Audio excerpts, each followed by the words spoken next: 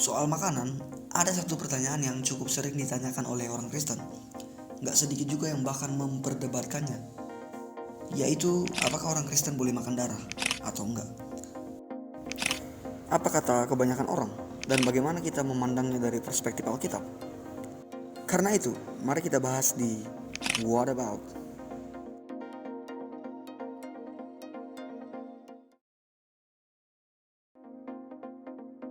Pertama, mari kita lihat dasar dari Alkitab yang dipakai untuk menyatakan bahwa makan darah tidak salah. Yang pertama, biasanya diambil dari Kisah Para Rasul 10 ayat 11-15. Demikian bunyinya, tampak oleh langit terbuka dan turunlah suatu benda berbentuk kain lebar yang tergantung pada keempat sudutnya, yang diturunkan ke tanah. Di dalamnya terdapat pelbagai jenis binatang berkaki empat, binatang menjalar dan burung.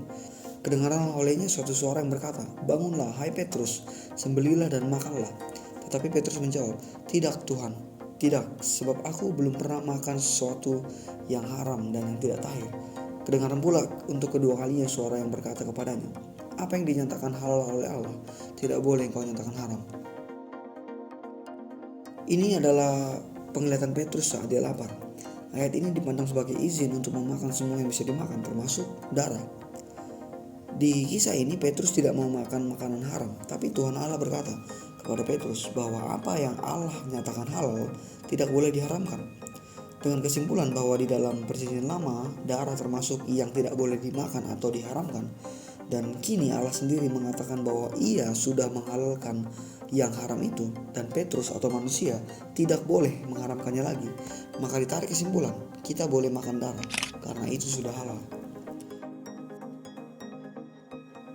Tapi kalau kita lihat konteksnya, nggak sama sekali membahas makanan. Allah menggunakan keadaan Petrus yang lapar untuk memberi dia pengertian. Itu sebabnya analoginya soal makanan.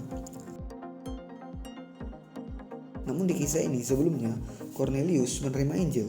Tetapi Petrus masih ragu karena Cornelius orang non-Yahudi.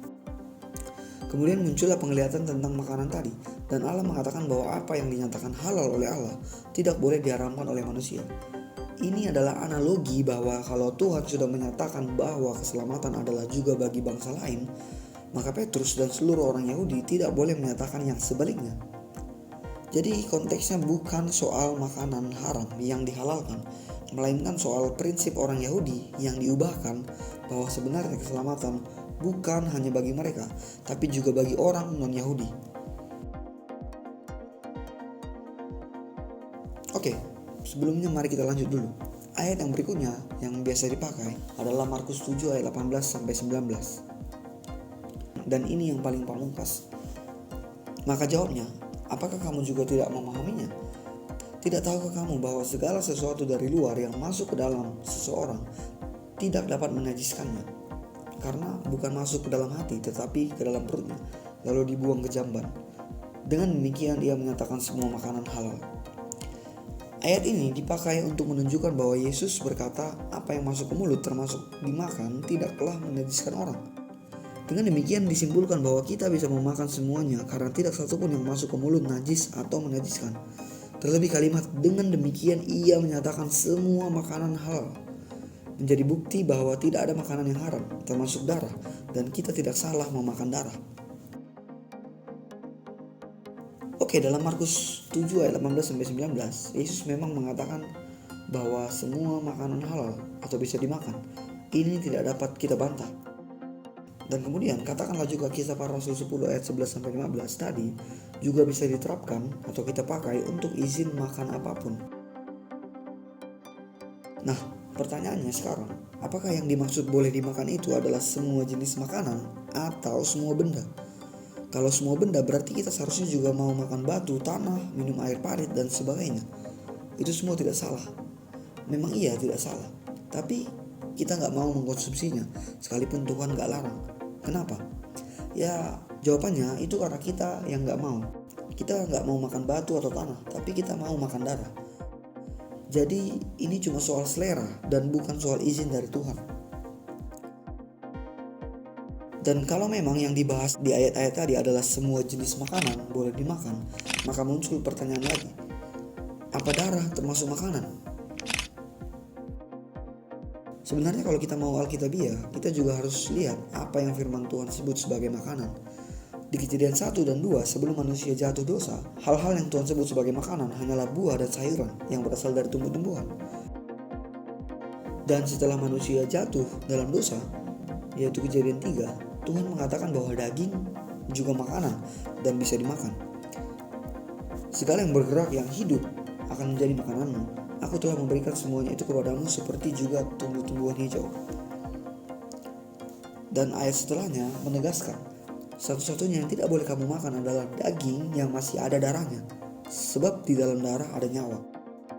Ditegaskan bahwa daging hewan itulah yang termasuk makanan dan bisa dimakan, sedangkan darah hewan itu tidak bisa dimakan, karena itu tidak digolongkan sebagai makanan sejak awal. Jadi sebelum menjawab bolehkah makan darah, terlebih dahulu jawab, apakah darah itu makanan atau bukan? Kalau bukan, ya gak usah dimakan. Jadi kalaupun Yesus menghalalkan semua makanan, kenapa kita makan darah? Darah bukan makanan.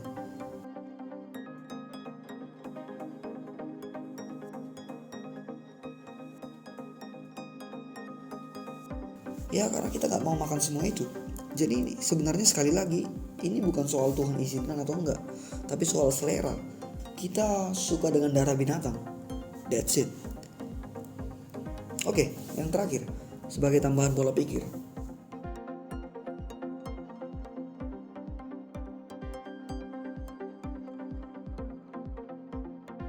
Sekarang, apa kesan kalian sama kita yang makan darah hewan?